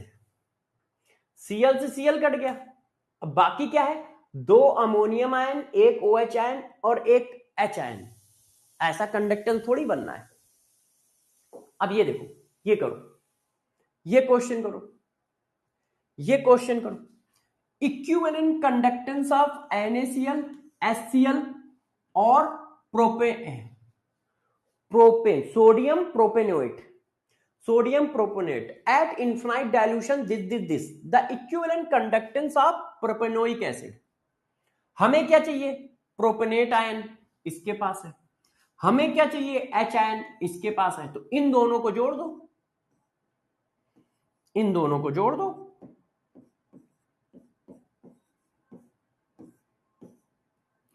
भाई प्रोपेनेट आयन इसके पास है, H आयन इसके पास है, इन दोनों को जोड़ दिया। अब क्या आ गया, सोडियम आयन ज्यादा आ गया, Cl आयन ज्यादा आ गया, इससे माइनस कर दो, माइनस करने से ये कट जाएंगे, तो माइनस कर दो 126 अब देखो कितना आ रहा है, देखो कितना आ रहा है, देखो इसको इससे माइनस कर दो सीधे सीधे, तो ये 300 हो गया, तो ये 390 के आसपास आ रहा होगा, 390 के आसपास जो वैल्यू आ रही है वही आंसर है ना। बात समझ पाए कैसे किया? देखो यार, ये 126, इससे 126 हटाओ तो 300 बच रहा है, और ये 126 ही तो लिखा है। अब ये देखो, ये क्वेश्चन नीट में आया है मगर ये गलत आया है, या तो बहुत पुराना क्वेश्चन है नीट का, नीट PYQ है, मगर क्या है, या तो छपने में किसी बुक में छपा गलत है या पेपर में गलत आ गया। क्यों? क्योंकि इसका आंसर मैच नहीं करेगा, पूछा कुछ गया है, आंसर कुछ दिए। या तो ये नीट के पेपर में क्या हुआ है कि नीट के पेपर में गलत आंसर क्वेश्चन आ गया, या किसी ने छापने में गलती कर दी है जिसकी वजह से मैक्सिमम बुकों में ये गलत छपा है, और PYQ होने की वजह से सब लोग इसका आंसर मैच कर देते हैं, जो बुक में आंसर लगा वही आंसर मैच कर देते हैं, जबकि ये लगेगा कैसे, आप देखो, देखो इक्विवेलेंट कंडक्टेंस दिया है, equivalent conductance of barium ion and Cl ion, ये देखो, और यूनिट भी दी है, ये देखिए इक्विवेलेंट कंडक्टेंस की यूनिट दी है, देख लो आप, रिस्पेक्टिवली एट इनफाइनाइट डाइल्यूशन। अब इक्विवेलेंट कंडक्टेंस बेरियम क्लोराइड पूछ रहा है, इक्विवेलेंट कंडक्टेंस दिया है, इक्विवेलेंट कंडक्टेंस पूछ रहा है, तो मल्टीप्लाई आयन का नहीं होगा, डायरेक्ट जुड़ेंगे। तो जब इनको डायरेक्ट जोड़ते हो तो शायद आंसर मैच नहीं करता है। देखना आप, जहां तक मुझे याद है 9 1 10 और 3, 203 आंसर है, यस ये आंसर। मगर बुक में, मतलब कोई भी PYQ की बुक देखना या किसी भी बुक को देखना जिसमें ये क्वेश्चन पड़ा है, उन लोगों ने शायद आंसर ये टिक कर रखा है, शायद जहां तक मुझे याद है। वो कैसे टिक कर रखा है, इसमें 2 का मल्टीप्लाई करके, बेरियम आयन और इसमें 2 का मल्टीप्लाई कर दिया है, ऐसे ऐसे। अब देखो क्या है, मगर ये तो मोलर कंडक्टेंस के लिए होता है, 14 1 15, ये देखो, और उन्होंने ये आंसर टिक कर रखा है, ये रॉन्ग है, ये तो मोलर कंडक्टेंस के लिए होता है, इक्विवेलेंट कंडक्टेंस के लिए थोड़ी होता है, ये मोलर कंडक्टेंस के लिए होता है। तो जरा ध्यान रखिएगा, यूनिट का ध्यान रखिएगा, 2 का मल्टीप्लाई नहीं होगा। हाँ वही मैं भी बोल रहा हूं बेटा, ठीक है। तो ये कहीं पर गलत दिया है, बुकों में, कई बुकों में गलत दिया है, ठीक है। अब पीवाईक्यू होने की वजह से लोग क्या है, मतलब डरते हैं। तो या तो उस समय जिस जमाने में ये पूछा गया तो क्वेश्चन की लैंग्वेज गलत लिख के आ गई, या आंसर की गलत आ गई, आंसर की गलत आ गई। अब वो आ गई तो चली जा रही है, या कुछ और है, घटना कुछ भी हो, मुझे अभी याद नहीं क्योंकि बहुत पुराना है।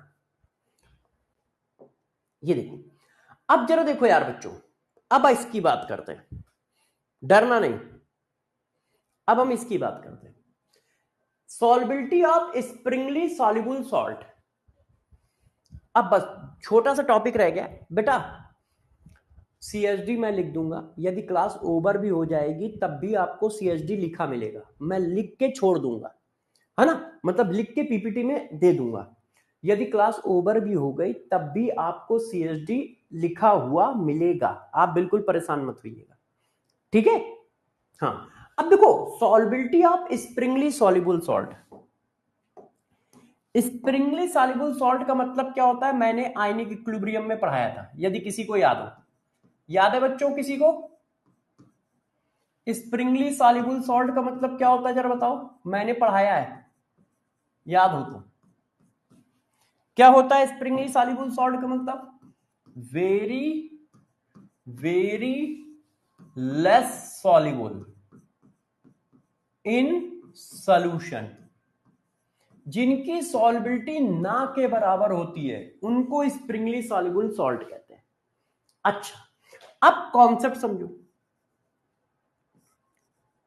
सॉल्बिलिटी,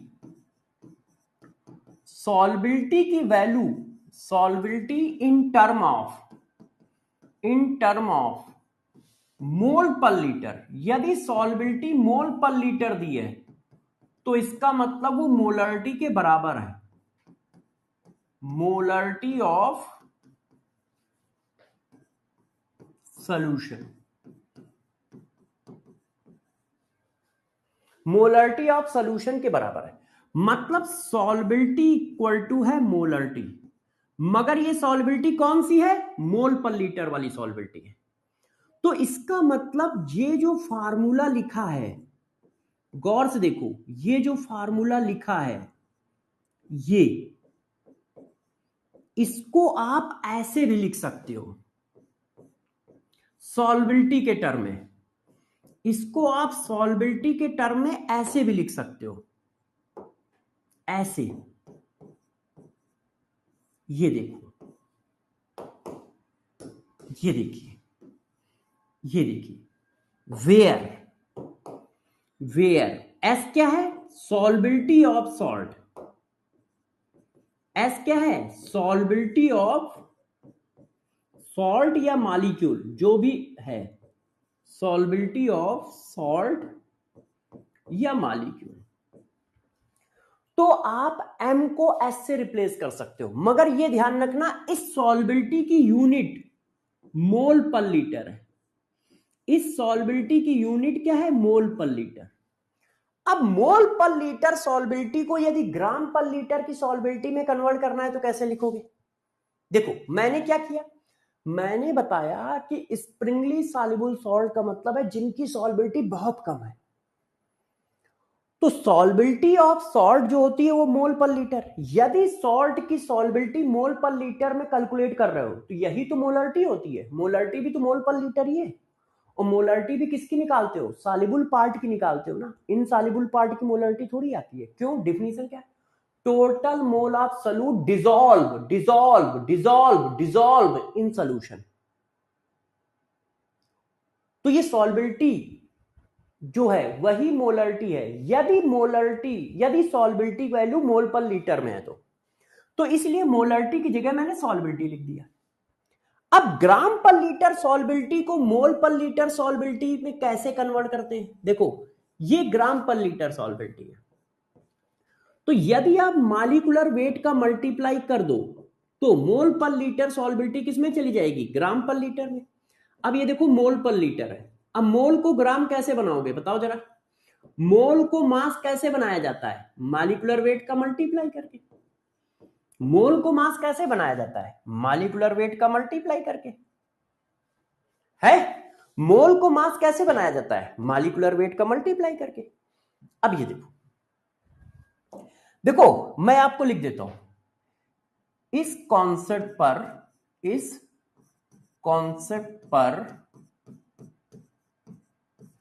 नीट में अभी तक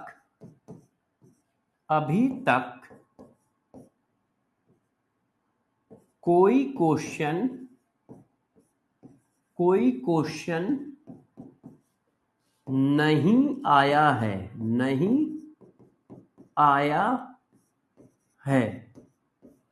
देखो, इस कॉन्सेप्ट पर नीट में अभी तक कोई क्वेश्चन नहीं आया, तो बस आप एक या दो ही क्वेश्चन करो, ज्यादा नहीं। मान लो आ जाए तो तुम कर पाओ। ये जेई में आया है, नीट में नहीं आया है। नीट में नहीं आया है, जेई में आया है, मगर आ सकता है क्योंकि सॉल्बिलिटी भी आपके एनसीईआरटी के सिलेबस में है और कंडक्टेंस भी आपके एनसीईआरटी के सिलेबस में है। तो ये सारे कॉन्सेप्ट या सारी थ्योरी एनसीईआरटी और नीट के सिलेबस में है, बस क्वेश्चन नहीं आया है। तो ध्यान रखना, आ भी सकता है। मैं लिख इसलिए रहा हूं कि ऐसे क्वेश्चन आपको 10-12 नहीं करने, बस 1-2 करने हैं और बार बार रिवाइज करने हैं। अब देखो क्वेश्चन करता हूं, लेंदी होते हैं थोड़े, मगर आप कर लोगे। देखो, the specific conductance of A saturated solution of silver bromide. Silver bromide एक सॉल्ट है जिसका स्पेसिफिक कंडक्टेंस दिया है, मतलब कापा दिया है, आपको कापा गिवन है। The limiting ionic conductivity of silver ion का कंडक्टेंस दिया है, बेरियम आयन का कंडक्टेंस दिया है, कितना? X and Y respectively.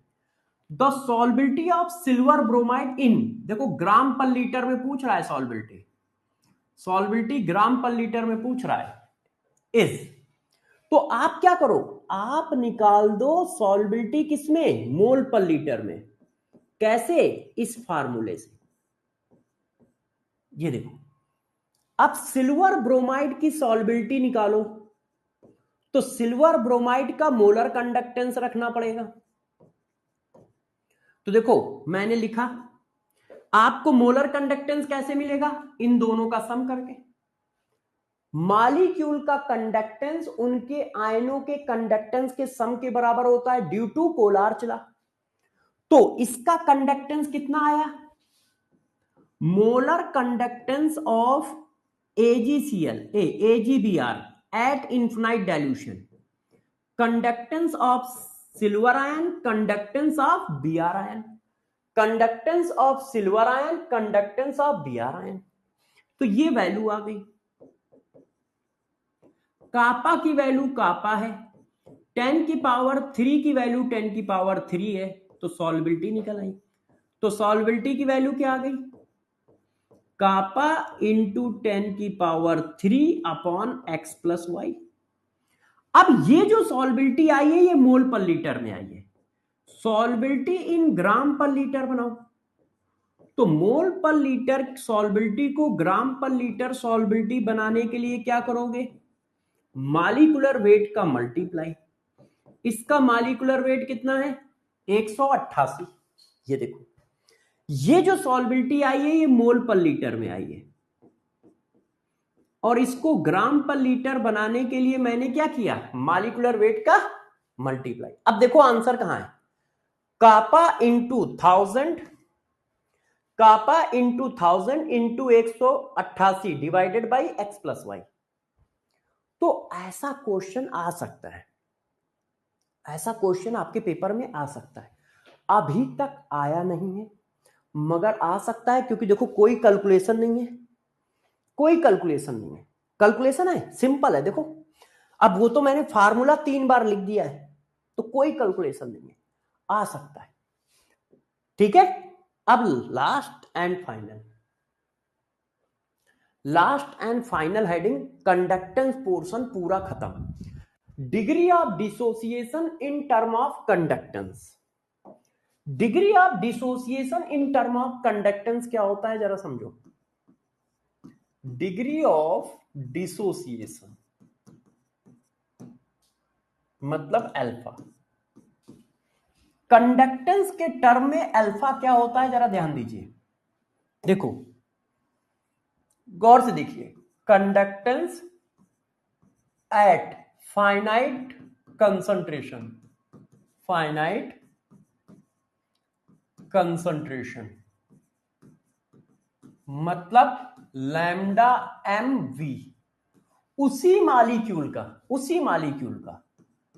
Conductance at infinite dilution मतलब लैम्डा एम इन्फिनाइट। इसका रेशियो अल्फा होता है। परसेंटेज में कन्वर्ट करना चाहते हो तो 100 का मल्टीप्लाई, परसेंटेज के लिए 100 का मल्टीप्लाई। तो फार्मूला क्या है, गौर से देखो, आप जो भी कंडक्टेंस रखोगे सेम रखोगे। जिस मॉलिक्यूल का कंडक्टेंस आप ऊपर रख रहे हो, molar conductance of molecule at V dilution, molar conductance of molecule at infinite dilution, equivalent conductance of molecule at V dilution, equivalent conductance of molecule at infinite dilution. आप चाहे जो लिखो, kappa at V dilution, kappa at infinite dilution. देखो degree of dissociation का formula ये है, percentage में बनाने के लिए 100 का मल्टीप्लाई। जिस मॉलिक्यूल का मोलर कंडक्टेंस ऊपर रखोगे उसी मॉलिक्यूल का मोलर कंडक्टेंस नीचे रखोगे। बस ये क्या होगा, इन्फिनाइट डाइल्यूशन पे होगा, ये क्या होगा, नॉन कंसंट्रेशन पे होगा, ये क्या होगा, नॉन कंसंट्रेशन पे होगा, ये क्या होगा, नॉन कंसंट्रेशन पे होगा, ये क्या होगा, उसी मॉलिक्यूल का कंडक्टेंस इन्फिनाइट डाइल्यूशन पे, इन्फिनाइट डाइल्यूशन पे, इन्फिनाइट डाइल्यूशन पे होगा। ये नॉन कंसंट्रेशन पे होगा, नॉन कंसंट्रेशन पे, और ये इन्फिनाइट डाइल्यूशन पे होगा। और इनके रेशियो को बोला जाता है क्या, डिग्री ऑफ डिसोसिएशन। इनके रेशियो को क्या बोला जाता है, डिग्री ऑफ डिसोसिएशन। ये देखो, इनके रेशियो को बोला जाता है डिग्री ऑफ डिसोसिएशन। अब इस तरह का कोई क्वेश्चन है या नहीं, मैं अभी देख के बताता हूं, नहीं तो मैं अलग से कराऊंगा। पूछा क्या गया जरा देखना इसमें, degree of dissociation of ammonium hydroxide. Yes, अब पढ़ो इसको, अब आप लोग पढ़ो इसको। At 25 degree centigrade molar conductance of 0.1 molar equal solution of ammonium hydroxide is इतना। किसी कंसंट्रेशन पे मोलर कंडक्टेंस दिया है, किसी कंसंट्रेशन पे दिया है तो lambda M V. At infinite dilution its molar conductance is इतना। इन्फिनाइट डाइल्यूशन पे उसी का मोलर कंडक्टेंस दिया है। अब degree of dissociation of infinite dilution at the same concentration, तो alpha equal to molar conductance of same molecule at given concentration, molar conductance of same molecule at infinite dilution.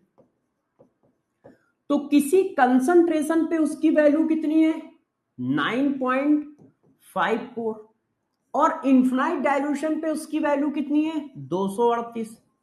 Percentage में चाहिए तो 100 का multiply. Molar conductance at V dilution divided by molar conductance at infinite dilution. अब इसको करके देख लो कितना आएगा, कितना आएगा। अब देखो 954 डिवाइडेड बाई 238, तो ये 4% आ रहा है अप्रॉक्स। ये देखो, ये देखिए, है ऐसा क्वेश्चन आएगा, या फिर इससे तगड़ा क्वेश्चन आएगा। ये देखो, ये क्या है, molar conductance at infinite dilution NaCl HCl Na। ये IIT में आया हुआ क्वेश्चन है, मगर इसको मैंने शायद मॉडिफाई भी थोड़ा किया है। IIT में लंबा चौड़ा क्वेश्चन था, तो मैंने इसको थोड़ा सा शायद चेंज किया जितना मुझे याद है। अब मैं देखता हूं, लंबा चौड़ा हुआ तो मतलब चेंज नहीं किया है, और लंबा चौड़ा ना हुआ तो चेंज किया है। Molar conductance of NaCl, HCl और Na आर इतना इतना इतना रिस्पेक्टिवली. इफ द कंडक्टिविटी मतलब कापा, इफ द कंडक्टिविटी ऑफ, देखो कंसंट्रेशन दिया है, इज इतना, ठीक है. Degree of dissociation of HA, degree of dissociation पूछ रहा है, नहीं चेंज किया है, ऐसे ही आया था. तो भाई डिग्री ऑफ डिसोसिएशन किसका पूछ रहा है? HA का. तो क्या रखोगे? Molar conductance at V dilution of HA और molar conductance of infinite dilution of HA. अब देखो ये क्वेश्चन टफ क्यों है? क्योंकि भाई ने कोई वैल्यू नहीं दे रखी है. ये जेई का क्वेश्चन है और मैंने चेंज नहीं किया, पूरा टफ है. दोनों चीजें निकालनी पड़ेंगी. क्या आपको किसी नॉन कंसंट्रेशन पे HA का मोलर कंडक्टेंस दिया है? चेक करो. कंडक्टिविटी दी है? नहीं दिया. क्या इनफिनाइट डाइल्यूशन पे HA का मोलर कंडक्टेंस दिया है? नहीं दिया. फार्मूला तो ये होता है, जिसका डिग्री ऑफ डिसोसिएशन निकाल रहे हो उसी का molar conductance at known concentration, उसी का molar conductance at infinite concentration. तो देखो इनफिनाइट डाइल्यूशन पर कैसे मिल जाएगा? ऐसे. आपको इनफिनाइट डाइल्यूशन पे इसका दिया है, इसका दिया है, इसका दिया है, तो मुझे क्या चाहिए? HA का. A इसके पास है, H इसके पास है, तो इन दोनों को जोड़ दो. इन दोनों को जोड़ा, इन दोनों को जोड़ दिया. मैं डायरेक्ट लिख रहा हूं, डरना नहीं कोई बच्चा, कोई बच्चा डरेगा नहीं, मैं डायरेक्ट लिख रहा हूं. ये देखो, इसको और इसको जोड़ा तो ये और ये जुड़ गए. अच्छा, Cl आ गया, Na आ गया, इससे माइनस कर दिया 126.4 से. अब ऊपर वाले की वैल्यू कैसे निकाली जाए? तो देखो ऊपर वाले की वैल्यू ऐसे निकली, molar conductance of HA equal to kappa into 1000 divided by M. किसी नॉन कंसंट्रेशन पे मोलर कंडक्टेंस ऑफ मॉलिक्यूल, और वो नॉन कंसंट्रेशन क्या है? ये. कापा की वैल्यू कितनी दी है? 5 इंटू 10 की पावर -5. M की वैल्यू कितनी दी है? 0.01 और ये 10 की पावर 1000. तो ये आ गया 5 इंटू 10 की पावर -2 डिवाइडेड बाई 0.01. 0.01 लगाओगे तो 5 आ जाएगा. तो इसकी वैल्यू आई 5. अब आप डिवाइड कर लो. देखो इसको सॉल्व करो, तो देखो मैं सॉल्व कर दूं. देखो 100 से 100 चला गया 26, और ये भी लगभग 26 लिखा है, और ये भी लगभग 26 है, तो ऊपर कितना आ रहा है? 400 आ रहा है. तो 5 डिवाइडेड बाई 400, लगभग 5 डिवाइडेड बाई 400. तो ये अल्फा की वैल्यू जो आएगी वो लगभग आएगी 0.0125. एक मिनट, 0.0125 आ रही है क्या? हाँ 0.0125 आ रही है. ये देखो परसेंटेज में निकालोगे तो 100 का मल्टीप्लाई हो जाएगा. मेरा एक जीरो ज्यादा आ रहा है यार.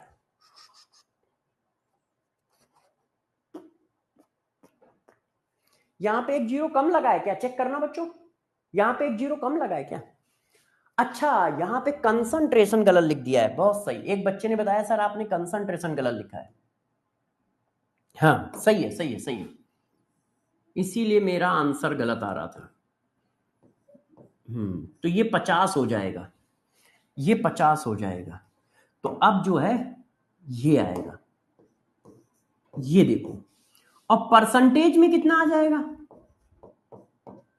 परसेंटेज में आ जाएगा 12.5. 100 का मल्टीप्लाई कर दिया.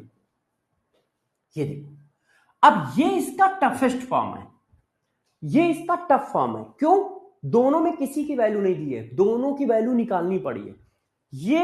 ये क्वेश्चन आ चुका है नीट में, ये वाला क्वेश्चन नीट में आ चुका है, ये क्वेश्चन जेई में आ चुका है. मगर ये क्वेश्चन आपके यहां आ सकता है जब पेपर टफ बनेगा या क्वेश्चन टफ किया जाएगा. तो आपको डायरेक्ट HA भी नहीं दिया है ना, डायरेक्ट HA का इनफिनाइट डाइल्यूशन पे कंसंट्रेशन दिया है. तो इनफिनाइट डाइल्यूशन पे HA का मोलर कंडक्टेंस इससे निकाल लिया. किसी नॉन कंसंट्रेशन पर HA का मोलर कंडक्टेंस इस फार्मूले से निकाल लिया, क्योंकि नॉन कंसंट्रेशन पे कापा दिया है और कंसंट्रेशन भी दिया है, तो मोलर कंडक्टेंस आ गया, रख दिया, आंसर आ गया। अब कंडक्टेंस वाला सारा पोर्शन करा दिया है। अब आप लोग जाओ आराम से फिजिक्स पढ़ो, मैं CSD लिख दूंगा, ठीक है, मैं आराम से CSD लिख दूंगा, मैं आपको CSD लिख दूंगा, आप लोगों की छुट्टी, आप लोगों की छुट्टी, ठीक है। और यदि कोई बैठे तो बैठे, कोई दिक्कत की बात नहीं है, और जाना चाहे तो जाए। आज शाम को 5 बजे मैं मिलूंगा, शाम को 5 बजे GOC की क्लास है, सभी बच्चे ऑन टाइम रहिएगा। 5 बजे GOC की क्लास है, सभी बच्चे ऑन टाइम रहिएगा। हाँ, क्या अल्फा बिल्कुल हो सकता है, इक्विवेलेंट के टर्म में भी हो सकता है, मैंने फार्मूले में इक्विवेलेंट भी तो लिखाया है, alpha equal to equivalent conductance at V dilution, equivalent conductance at infinite dilution के रेशियो के बराबर भी हो सकता है, ठीक है। हाँ, 2 घंटे पढ़ाऊंगा, 2 घंटे GOC पढ़ाऊंगा शाम को 5 बजे लाइव। बुक के क्वेश्चन कल करते हैं, हाँ, बुक के क्वेश्चन को मैं टिक करा दूंगा कल मैं टिक भी करा दूंगा, और जो क्वेश्चन आपको बुक के नहीं आए हैं वो करा भी दूंगा, ठीक है, जो क्वेश्चन आपको नहीं आए वो करा दूंगा और टिक भी करा दूंगा, ठीक है। बाय बाय बाय बाय, चलो बाय। मैं जब इसको लेक्चर नोट्स अपलोड करूंगा तो उसमें CSD लिखे होंगे, परेशान ना होइए।